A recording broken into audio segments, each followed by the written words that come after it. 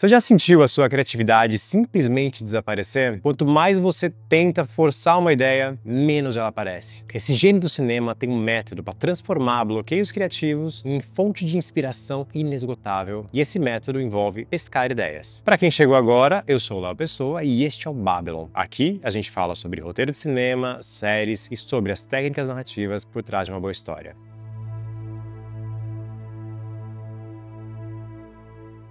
We don't really create an idea, we just catch them, like fish. Vindo de uma carreira nas artes plásticas, o Lynch mudou para o cinema e, sem muita grana, ele fez o seu primeiro longa, Eraserhead. Essa obra é extraordinária, estranha, para dizer o mínimo. Pode até parecer que é o oposto de muita coisa que a gente fala aqui no canal sobre técnicas de escrita e roteiro, mas esse filme é um exemplo brilhante de engenhosidade. Nele, o Lynch conseguiu criar um universo, transmitir sensações difíceis e contar uma história inovadora. Desde então, o Lynch fez filmes icônicos e o seriado Twin Peaks, que também é icônico. Algo comum na maioria das obras dele é que elas parecem navegar na fronteira do sonho e da realidade, daquele lugar que a gente acha que é de onde vêm as ideias. Então, como que a gente faz para chegar nesse lugar? E uma vez lá, como que a gente traz uma boa ideia de volta para o nosso mundo real? Aquela que alguém um dia vai pensar, eu jamais teria essa ideia. Como será que essa pessoa pensou nisso?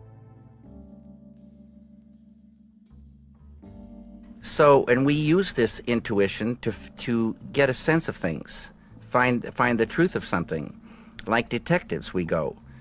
And the same instruments can be used in cinema. A chave para acessar esse lugar é o que o Lynch chama de intuição. Essa palavra tem várias definições, mas ele mesmo define como a fusão do intelecto e da emoção. Não existe um método puramente lógico, é um processo interno que sentimos além de pensarmos. E aí, na metáfora do Lynch de que ideias são como peixes, podemos pensar na intuição como uma vara de pescar. Você pode lançar ela no lago, mas não dá para ver o que tem embaixo da água. No começo, pode não aparecer nada, mas se você mantém com foco, paciência e com os sentidos abertos, mais cedo ou mais tarde vai sentir que algo ali embaixo fisgou. Ou melhor, algo mexeu com você. Quantas vezes já sentiu essa pequena dose de inspiração, seja por algo externo ou algo que você imaginou, mas no fim acabou ignorando? Talvez tenha pensado, putz, essa ideia não é boa o suficiente, isso aí já parece alguma coisa que eu vi antes. Só que essa é a primeira armadilha que você precisa evitar, não confiar na sua intuição. Se ela te mostra que tem algo ali, algo que estimulou sua mente, te provocou alguma sensação, pega isso. Esse peixe pode ser de qualquer tipo, de qualquer tamanho. Ele pode ser uma imagem que apareceu na sua cabeça, um personagem que você começou a imaginar, e pode vir também de qualquer lugar. Pode ser uma conversa que você escutou, uma notícia que você leu, um sonho, algo que te veio quando você estava tomando banho, lavando louça. Aliás, o próprio David Lynch, ele falava que ele já teve ideias olhando para uma poça d'água na rua. Nesse momento, o importante mesmo é manter a mente aberta. Free your mind. Ok, mas e depois? Você pescou esse peixe que a sua intuição te mostrou, o que você faz agora? Primeiro, anota. Não confie na sua memória, o seu cérebro já precisa lidar com 1 bilhão de coisas todos os dias. Segundo, use essa primeira ideia como uma isca, porque agora a gente vai pescar um peixão ainda maior. If you have the first idea, that's the most critical one.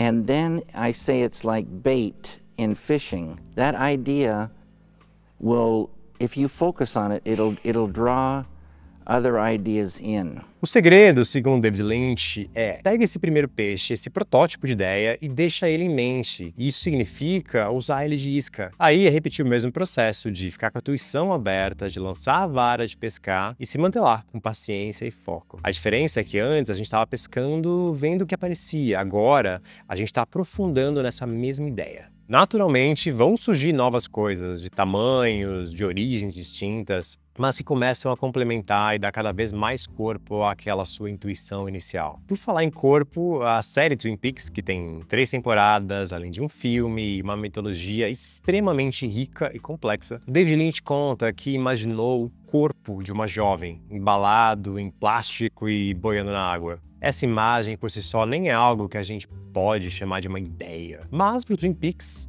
Essa imagem foi o primeiro peixe. O diretor conta que sabia que havia algo muito perturbador e ao mesmo tempo fascinante naquela visão. Ele seguiu sua intuição, confiou em algo que, mesmo ainda sem saber o que era, mexeu no íntimo dele. Depois de um tempo, aquela imagem se encaixou perfeitamente com a proposta do roteirista Mark Frost de criar um seriado sobre uma cidade repleta de segredos. Juntos, eles escreveram Twin Peaks, que estreou em 1990, e adivinha qual era a primeira cena? O corpo de Laura Palmer. E o mistério por trás da morte dela é o motor que alimenta toda a história de Twin Peaks. Se você fizer como Lynch e usar o seu primeiro peixe como isca, em algum momento algo extraordinário pode acontecer. É quando você encontra um tipo de peixe especial, aquele que encaixa perfeitamente. Nesse momento, você vai entender como o caminho que você seguiu lá atrás te trouxe até essa ideia. E com isso você também ganha a energia necessária para continuar perseguindo essa ideia no longo processo pela frente, até que ela vire um projeto completo.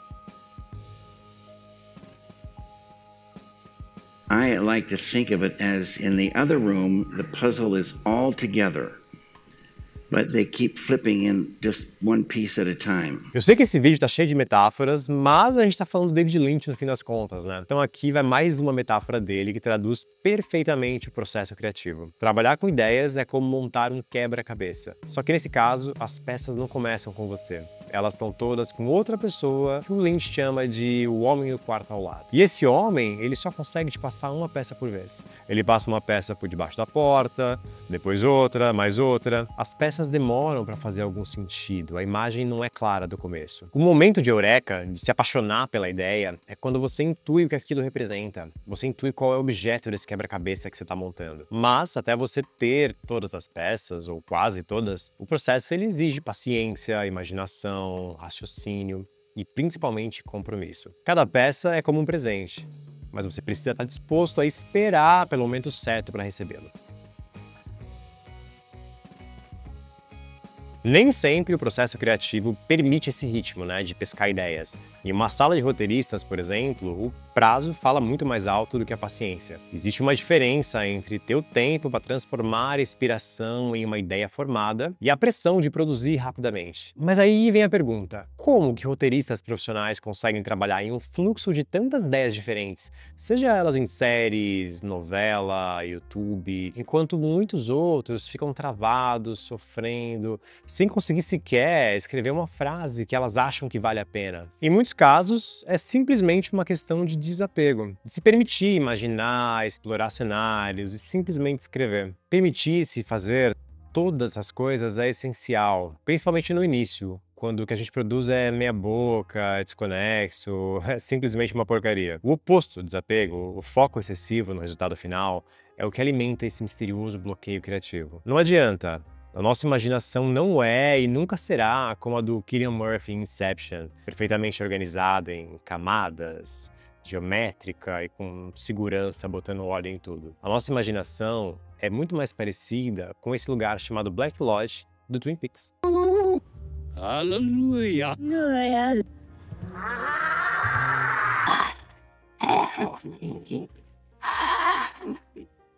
São coisas que só começamos a entender depois de um tempo explorando, e outras que dispensam qualquer justificativa. Não foque no resultado, foque no processo. E o desapego é essencial também após você ter uma ideia que gostou. O Lynch ele ressalta a importância de ser receptivo quando a gente acaba em um caminho que não era o que a gente estava esperando, para permitir então que as ideias elas tomem forma de uma maneira mais orgânica. Pensa de novo no quebra-cabeça. De repente você percebe que tem uma peça que parece encaixar perfeitamente com quase todas, mas aí você descobre que ela não está no lugar certo. E aí não adianta insistir, forçar, tá tudo bem, dar um passo para trás e recalcular a rota. Isso faz parte do processo e isso contribui para o bem da ideia.